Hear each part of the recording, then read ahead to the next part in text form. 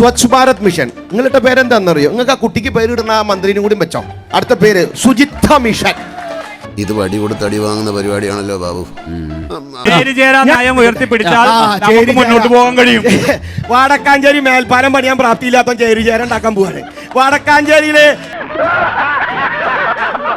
India Maharaja തങ്ങളുടെ പാർട്ടിയുടെ 16 അടിയന്തരം കഴിഞ്ഞത് ഈ തെരഞ്ഞെടുപ്പ് കഴിയുമ്പോൾ 41 കഴിയും. ഒരു സംശയമില്ല. മൈതാന പ്രാസംഗികൻ എന്നാണ് അദ്ദേഹം വിളിച്ചത്. ആളൊരു കടലാസം തുറന്നു വെച്ചിട്ട് ജനങ്ങളെ പറ്റിക്കുന്ന ആ കഥകൾ മുഴുവൻ ഇങ്ങനെ കഥ കഥ കഥ കഥ എന്ന് വായിക്കുമ്പോൾ അതിനെ ഞങ്ങൾക്ക് എതിർക്കണ്ടേ? കാരണം എനിക്ക് അദ്ദേഹം പറയുന്ന ഓരോ ശൈലി എന്ന് പറഞ്ഞാല് മലയാള ഭാഷയുടെ മാന്യമായ രീതിയിൽ പച്ചയായിട്ടുള്ള നുണയെ പറയണേ. ഒരു മാറ്റമില്ല. അല്ല തട്ടിപ്പാണ് കലക്കണത്. PM ആവാസ് യോജന. നിങ്ങളുടെ പേരെന്താ അറിയോ? Life mission. അടുത്ത കാര്യം പറഞ്ഞുതരാം. രണ്ടാമത്തെ കാര്യം ഈ MGNREA എന്ന് പറഞ്ഞ സംഭവമുണ്ട്. നിങ്ങളുടെ പേരെന്താ അറിയോ? അയ്യങ്കാളി തൊഴിലുറപ്പ്. 2 സ്വച്ഛ് ഭാരത് മിഷൻ. നിങ്ങളുടെ പേരെന്താണെന്നറിയോ? നിങ്ങൾക്ക് ആ കുട്ടിക്ക് പേരിടുന്ന ആ മന്ത്രിനും കൂടി വെച്ചോ. അടുത്ത പേര് ശുചിത്വ മിഷൻ. ഇത് വടി കൊടുത്ത് അടി വാങ്ങുന്ന പരിപാടിയാണല്ലോ ബാബു. ആയുഷ്മാൻ ഭാരത്. നിങ്ങളുടെ പേരെന്താണെന്നറിയോ? കാരുണ്യ ആരോഗ്യ പദ്ധതി. അതേപോലെ തന്നെ NHRM പദ്ധതി. നിങ്ങളുടെ പേരെന്താണെന്നറിയോ? ആർദ്രം. PM ഉജ്ജ്വല യോജന. നിങ്ങളുടെ പേരെന്താണെന്നറിയോ? ഫിലമെന്റ് രഹിത കേരളം. PM ഗരീബ് കല്യാൺ അന്ന യോജന. നിങ്ങളുടെ പേരെന്താ അറിയോ? സൗജന്യ റേഷൻ. അതല്ല ഉദ്ദേശം. മഞ്ഞ കാർഡുകാർക്കായിക്കോട്ടെ പിങ്ക് കാർഡുകാർക്കായിക്കോട്ടെ നാളെ ഇന്ന് വരെ റേഷൻ കടയിൽ പോയി അന്വേഷിച്ചിട്ട് ഈ കാര്യം തെറ്റാണെങ്കിൽ ഉല്ലാസ് ബാബു തെരഞ്ഞെടുപ്പിൽ നിന്ന് കുടുംബത്തെ പോയിരിക്കും. 35 കിലോ അരി വെച്ച് കേന്ദ്രം തരുന്നത് ഇല്ല എന്ന് നിങ്ങൾക്ക് പറയാൻ പറ്റുമോ ഫ്രീ ആയിട്ട്? ഇവനെ സൂക്ഷിക്കണം.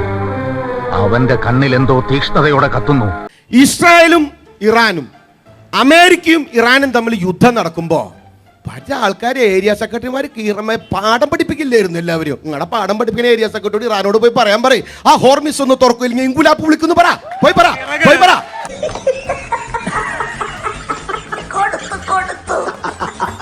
ഇറാൻ ആ കടലെടുക്ക് അടച്ച സമയത്ത് ഇങ്ങോട്ട് സംഭവങ്ങൾ കൊണ്ടുവരാതിരിക്കുന്ന സമയത്ത് നിയന്ത്രണങ്ങളുണ്ടായി. എന്താ കുഴപ്പം? മറ്റേ ഏരിയ സെക്രട്ടറിമാർ പന്തം കൊളുത്തി നടത്തുണ്ടായില്ലോ. പോയി കൊളത്തന്നെ അവിടെ പോയി കൊളുത്ത്. ആ ഹോർമിസ് കടലെടുക്കേണ്ട അവിടെ 4 ഏരിയ സെക്രട്ടറിമാരെ കൊണ്ടുപോയി കൊളത്ത് പന്തം കൊളുത്തി. അപ്പൊ അവർ തുറന്നു കൊടുക്കുന്നു. ദൈവമേ, മൂർഖനെയാണല്ലോ ചവിട്ടിയത്. ആര് പ്രഖ്യാപിച്ചിരിക്കുന്നു?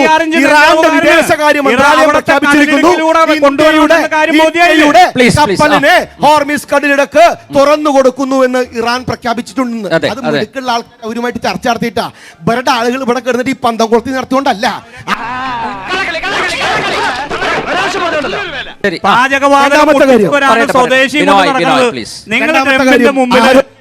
ആരോഗ്യ മേഖലയുടെ വലിയ കാര്യം മുന്നോട്ട് പോകാൻ കഴിയും. വാടക്കാഞ്ചേരി മേൽപ്പാലം പണിയാൻ പ്രാപ്തിയില്ലാത്ത ചേരിചേര ഉണ്ടാക്കാൻ പോവാണ്. വാടക്കാഞ്ചേരിയിലെ ഈ പുഴയ്ക്ക്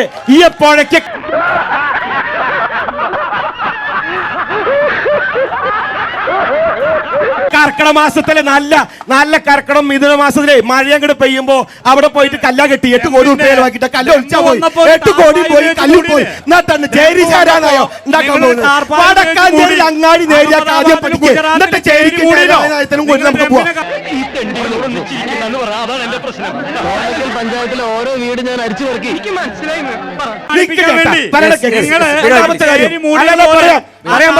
ഒന്നാമത്തെ പറയുന്നത് കേൾക്കാനുള്ള സഹിഷ്ണുത ആദ്യം കാണിക്ക്. അല്ലാണ്ട് തട്ടിപ്പും മത്തങ്ങും പറയല്ലേ.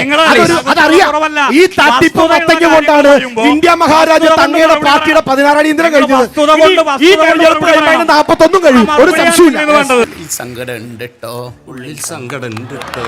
ഇങ്ങനെയൊന്നും പറയരുത്.